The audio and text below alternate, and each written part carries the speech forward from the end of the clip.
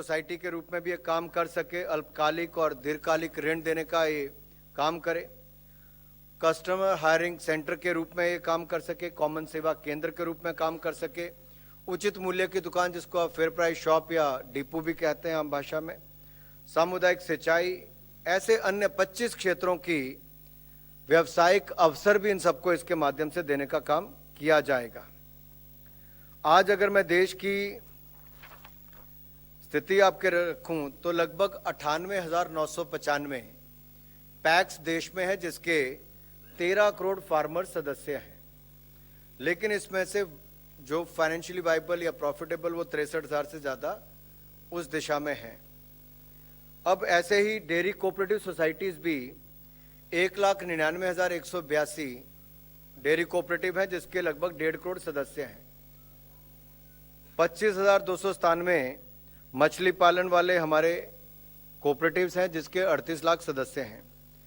लेकिन इतने बड़े देश में आज भी 1,60,000 पंचायत में पैक्स नहीं है और लगभग 2 लाख पंचायतों में ये जो डेयरी की कोऑपरेटिव्स होनी चाहिए वो भी उसमें उसकी कमी है। तो एक बहुत बड़ा अवसर यहाँ पर है रोजगार स्वरोजगार का भी, कोऑपरेटिव सेक्टर को मजबूत करने का भी, और इस योजना को एक क्रियान्वयन के लिए जहाँ एक और नाबार्ड का सहयोग, वहीं पर नेशनल डेयरी विकास बोर्ड का सहयोग और नेशनल फिशरीज डेवलपमेंट बोर्ड, इनके सहयोग को भी सरकार के समग्र दृष्टिकोण का लाभ लेकर इन सब सेक्टर्स का इसको फायदा पहुंचाया जाएगा, ताकि विभिन्न योजनाओं का अभिसरण किया जा सके। इससे देश भर में कोऑपरेटिव सेक्टर को बहुत बल मिलेगा। कंप्यूटराइजेशन से लेकर, जैसा मैंने पहले कहा, जैम पोर्टल का हमने प्लेटफॉर्म पहले ही दिया है। दूसरा जो विषय है, इसमें एक विषय मैं आपको और बता दूं कि इंटर मिनिस्ट्रियल कमेटी सहकारिता मंत्री जी की अध्यक्षता में बनेगी, ताकि इन योजनाओं के जो अप्रूव्ड आउटलॉज हैं, जो मैं होल ऑफ गवर्नमेंट अप्रोच की बात करता हूं, डेयरी, फिशरीज और बाकी एग्रीकल्चर के सारे, इसके इम्प्लीमेंट करने के लिए जो गाइडलाइंस हैं वो बना सके। 3 टियर स्ट्रक्चर इसके लिए होगा।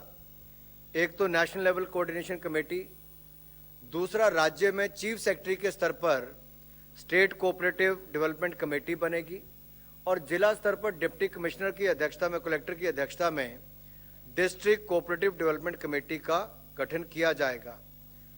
और इस योजना के अंतर्गत सभी पंचायतों को सैचुरेशन बेसिस पर वाइबल मल्टीपर्पज कोऑपरेटिव्स से कवर किया जाएगा।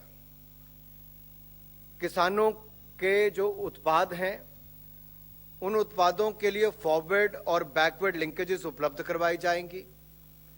सहकारी समितियों के व्यवसाय में विविधता लाकर, जैसे 25 सेक्टर को जोड़ा गया, उन्हें वाइब्रेंट बनाकर किसानों की आय में वृद्धि लाई जाएगी और ग्रामीण अर्थव्यवस्था को विकसित किया जाएगा। दूसरा विषय फिर गांव से जुड़ा हुआ है, और माननीय प्रधानमंत्री नरेंद्र मोदी जी के नेतृत्व में लगातार गांव के विकास के लिए कोई ना कोई कदम उठाए गए। इस बार की जो आज निर्णय किया गया है वो वाइब्रेंट विलेज प्रोग्राम। तो वाइब्रेंट विलेजेस प्रोग्राम सन फाइनेंशियल ईयर 2022-23 से लेकर 25-26 तक इसको लागू किया जाएगा। इसके लिए 4800 करोड़ रुपए का प्रावधान किया गया है, जिसमें लगभग 2500 करोड़ रुपया सड़कों के निर्माण पर खर्च होगा। देश की उत्तरी सीमा के जो हमारे